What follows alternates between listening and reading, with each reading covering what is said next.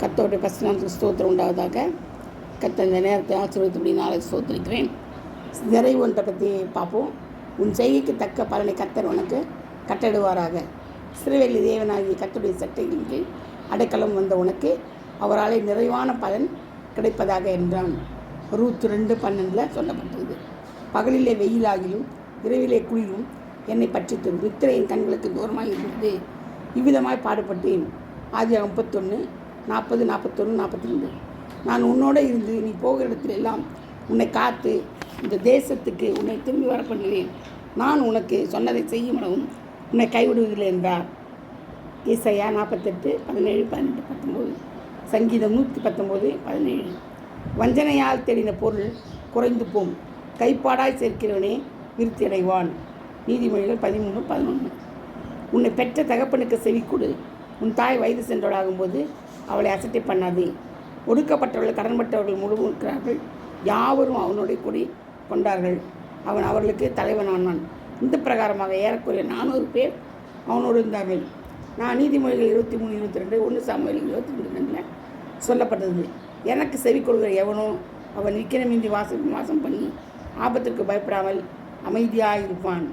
நீதிமொழிகள் 1:33. இதுலேருந்து நம்மளுக்கு என்ன தெரியுதுன்னா, நமக்கு எதுக்கும் பயப்படக்கூடாது. ஏன்னா ஆண்டவர் நம்ம கூட இருக்கிறதுனால நமக்கு எந்த பயம் இல்லை. நிறைவான ஆசீர்வாதங்களை கொடுக்குறவன் அவர் ஒருத்தர் தான். கர்த்தருடைய பரிசுத்தவான்களை அவருக்கு பயந்துருங்கள். அவருக்கு பயந்தவர்களுக்கு குறைவில்லை. பார்த்தீங்களா? யார் யார் அவருக்கு பயந்துருக்கிறானோ அவருக்கு ஒரு குறையும் வராது. தேவனாகிய கர்த்தர், அது வசனம் சங்கீதம் 34:19. உன் தேவனாகிய கர்த்தர் உன் கையின் கிரியினால் எல்லாம் உன்னை ஆசீர்வதித்து வருகிறார். இந்த பெரிய வனாந்திர வழியாகி வருவதை அறிவார். 40 வருஷமும் தேவநாயக கர்த்தர் உன்னோட இருந்தார். தேவநாயக கர்த்தர் நம்ம கூட இருக்கிறார். உனக்கு ஒன்றும் குறைவுபடவில்லை என்று சொல் என்றார். பூமியும் அது நிறைவும் உலகமும் அதில் குடிகளும் கர்த்தருடையது. இது நிமித்தம் நீங்களும் மகிழ்ந்து என்னோட கூட சந்தோஷப்படுங்கள். சங்கீதம் 24:1, பிலிப்பியர் 2:18 சொல்லப்பட்டிருக்குது. இந்த மாதிரி காரியங்கள்லாம் நமக்கு எப்படி ஆண்டவர் வரைக்கும் சொல்கிறார் பாருங்க. சங்கீதம் 63:2-1 தேவனே நீர் என்னுடைய தேவன், அதிகாலமே மீட்டெடுகிறேன். வறண்டதும் விடாய்த்ததும் தண்ணீரற்றதுமான நேரத்திலே என் ஆத்மா உண்மையில் தாகமாக இருக்கிறது. என் மாம்சமானது உண்மை வாஞ்சிக்கிறது. இப்படியே பரிசுத்த ஸ்தலத்தில் உண்மை பார்க்க ஆசையாக இருந்தேன். உமது வல்லமையும் உமது மகிமையும் கண்டேன். பார்த்தீங்களா? இவ்வளோ அழகாக சொல்லியிருக்குது. சங்கீதம் 63:2-1. அது மட்டும் இல்லை, சங்கீதம் 36:8 சொல்லப்பட்டிருக்குது.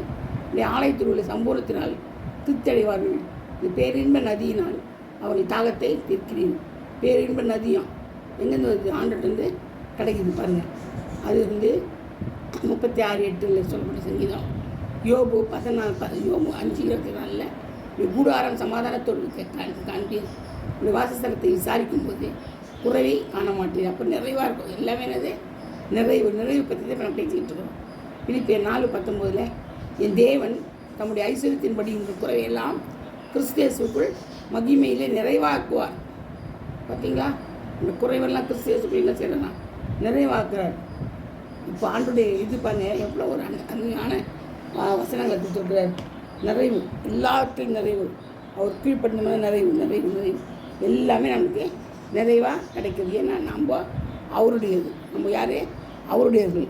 அதனால தான் நமக்கு எல்லா காரியங்கள் எல்லாம் நிறைவாக நம்மளுக்கு தராது. கர்த்தர் தாமே இந்த வார்த்தைகளை ஆசீர்வதிப்பாராக. நீங்கள் வசனத்தை குறிச்சிட்டு சப்ஸ்கிரைப் பண்ணிவிட்டு மற்றவங்களுக்கு அனுப்புங்க. ஏன்னா நம்ம பெற்றுக்கொண்ட இந்த இன்பத்தை அடுத்தவங்களும் பெறணும் இல்லையா? அடுத்தவங்களுக்கு தெரியணும் இல்லையா? இயேசு யாருன்னு தெரிஞ்சால் கூட சிலர் தெரியாத மாதிரி நடிப்பாங்க. அவங்களுக்கு உணர்த்தணும் இல்லையா? நம்ம தான் உணர்த்த முடியும். நீங்களும் நான் தான் சீஷர்கள்.